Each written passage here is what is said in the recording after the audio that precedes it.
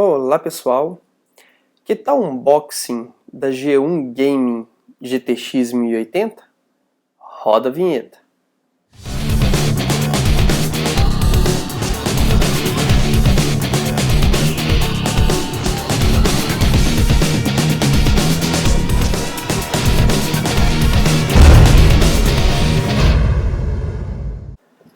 Bem, tá aqui a G1 Gaming 1080.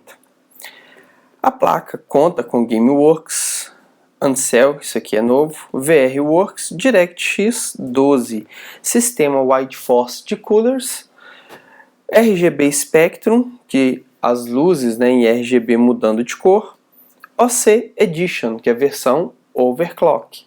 E aqui VR Ready, quer dizer que a placa está pronta para a realidade virtual, que é o próximo passo junto do 4K para jogos. Lembrando que o óculos 3D eu particularmente não acho tão legal, mas vamos ver a realidade virtual como se encaixa nas nossas vidas com os jogos. A placa ela conta com o sistema Wide Force 3X, que são 3 fãs. O ar entra pela placa e sai por cima e por baixo. Uma coisa que eu não gosto muito do Head Pipe, quando ele fica nesse formato, na horizontal, as aletas de alumínio, as chapinhas de alumínio ficam na vertical, fazendo com que o ar saia para o lado da tampa do gabinete e para a placa-mãe. Eu particularmente gosto na outra posição, já na horizontal, as aletas. Ele conta com 3 head pipes. Como é uma GPU fria, não há tanta necessidade, visto que ela trabalha em 16 nanômetros e a eficiência energética é maior, a temperatura é menor, fazendo com que a placa trabalhe mais fria. E por isso o sistema com 3 head pipes, como consta aqui, são 3 head pipes direto na GPU e aqui eles abrem e vai para a parte traseira, como os veremos a seguir. Aqui o sistema RGB, que muda de cor o nome Gigabyte, não está escrito 1080 e sim o nome da fabricante, e o Fan Stop, que é um LED que indica que a placa está com o cooler parado quando a placa está fria. Ok? E aqui o sistema do overclock da placa. Ela conta com saída HDMI, 3 DisplayPort e uma DVI-D. Este DVI-D ele não suporta aquele adaptador para ligar em monitor VGA, aquele monitor do encaixe azulzinho, ok? Eu vou falar disso mais para frente. Essa plaquinha aqui vai ser montada uma máquina com ela, do Augusto, com ela e mais uma, vai ser 2080, ou seja, uma máquina muito top. Então fiquem atentos no canal para ver isso. Vamos dar continuidade ao unboxing e o review, a minha opinião com relação ao conteúdo da caixa e a placa em si. E teremos vídeos também com testes da máquina funcionando. Primeiramente, uma caixa aqui até grande por sinal, que vem com o conteúdo da placa, normalmente aqueles adaptadores de energia, que nesse caso não tem, simplesmente um manualzinho muito simples na minha opinião, mas também não há necessidade de muito mais do que isso, isso aqui é só um guia para encaixar a placa. CD de instalação que eu não recomendo utilizar, visto que drive de vídeo sempre sai versão mais nova, então o CD de instalação é bobeira, a melhor coisa é baixar a versão do drive mais nova no site da própria NVIDIA ou até da Gigabyte também, como de outras fabricantes. Achei muito fraco isso aqui, visto que a 1080 ela tem uma ponte SLI diferente, entre aspas, que eu odiei esse termo, mas eu vou falar dele também. Aqui não tem mais nada na caixa, só eu gosto até bastante dessa proteção, Acho que protege bem a placa, né, no transporte. E aqui a G1. Deixa eu fechar essa caixa aqui. Tá aqui a placa em si. Pega a trena ali para mim. E aquele adaptador VGA. Vou mostrar para vocês as medidas da placa. E também a questão do adaptador, né, para monitor VGA, que vai ser um problema para quem pensa em comprar uma placa dessa sem ter o adaptador. A placa tem, vamos colocar aqui pelo espelho, 28 centímetros e meio. É uma placa bem comprida, mas nada, né, tão exagerado para os gabinetes mais novos. É um tamanho satisfatório. Em altura, ela tem 10 centímetros, com a parte que fica, né, no PCB. Se você for medir seu gabinete pelo fundo dele, né, onde vai a placa-mãe, você vai ter 12 centímetros. Não é um espaço muito grande para se exigir. Apenas um conector de 8 pinos é necessário para a placa, visto que é uma placa, como eu disse, em 16 nanômetros, é uma placa com uma eficiência energética muito boa. Ela trabalha em 16, as novas placas da AMD trabalham em 14 nanômetros, ou seja, era para ter uma eficiência energética maior, mas a RX 480 que foi apresentada, houve até um problema de energia, mas é assunto para um próximo vídeo.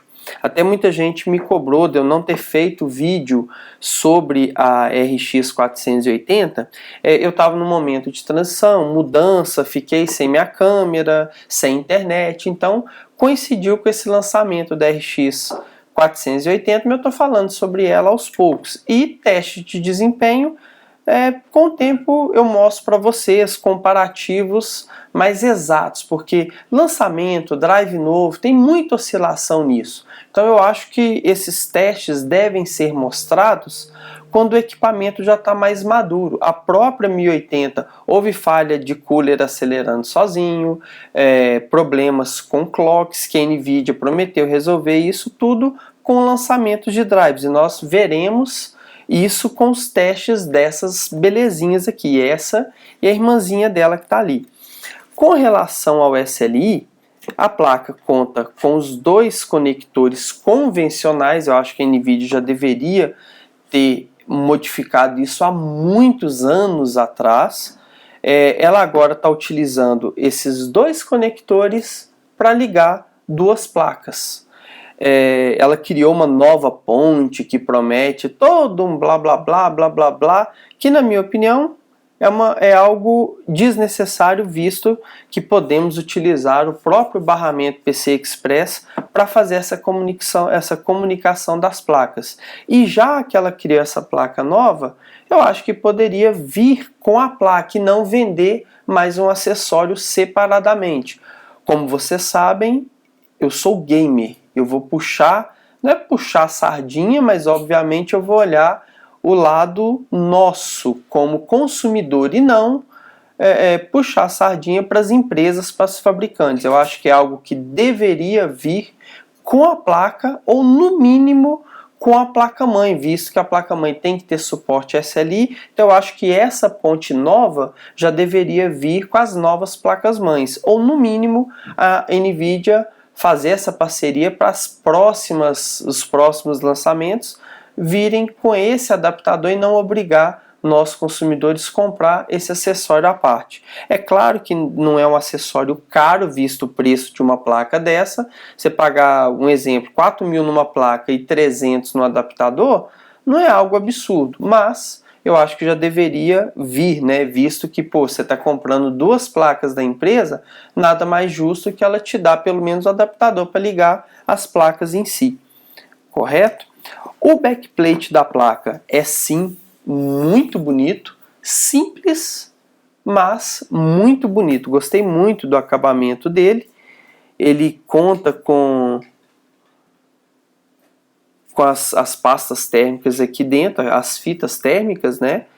E para poder dissipar bem esse calor dos chips de memória e afim. Lembrando que é uma placa com memória GDDR5X. É a mesma memória DDR5, mas aprimorada, com uma frequência maior.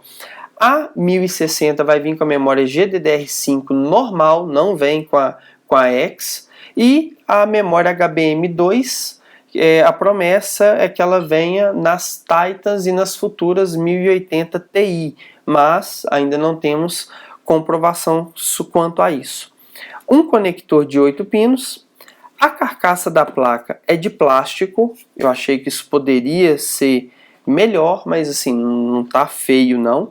Eu não gostei desses detalhes em laranja. Eu acho que poderia trabalhar com cores primárias, como azul, vermelho ou verde, né, que são as cores mais utilizadas nessa área. Ou pelo menos, já que aqui muda de cor, aqui também poderia mudar. Mas é uma coisa simples, porque a placa fica com isso para baixo, e essa parte aqui visível, certo? Então não é um problema isso, né? Só um detalhe e opinião pessoal minha. Mas a placa em si é muito bonita. Aqui ela tem o espelho mais fechado, mas como as chapas de alumínio são na vertical, o ar vai sair para cima aqui e para o lado da placa-mãe, onde não há tanta necessidade daqui ser aberto, né? Mas, em compensação, aqui poderia ser mais aberto essa área. Ou, igual eu falei, se fosse na horizontal e aqui ser mais aberto, como aqui, seria mais eficiente. Mas como é uma placa fria, né, uma placa que não esquenta tanto, não há tanto essa necessidade. É mais estética em si do que necessário, propriamente dito. O sistema de head pipe vem os três juntinhos aqui, chega nesse ponto, eles abrem e passa para essa outra dissipação, que é esse cooler central. A GPU ela se encontra neste ponto, então ela é refrigerada por parte desse fan e parte desse fan. E esse fan central ele ajuda um pouquinho aqui no head pipe diretamente e aqui, né, no restante da dissipação de calor, ok? Então assim, tem uma eficiência térmica, acredito eu, muito boa, mas nós veremos isso nos testes quando a máquina estiver pronta, ok? Espero que vocês tenham gostado do vídeo, um grande abraço e fiquem atentos nos próximos vídeos. Um grande abraço e tchau! Obrigada por ter assistido o vídeo. Clique em gostei, compartilhar e assine nosso canal.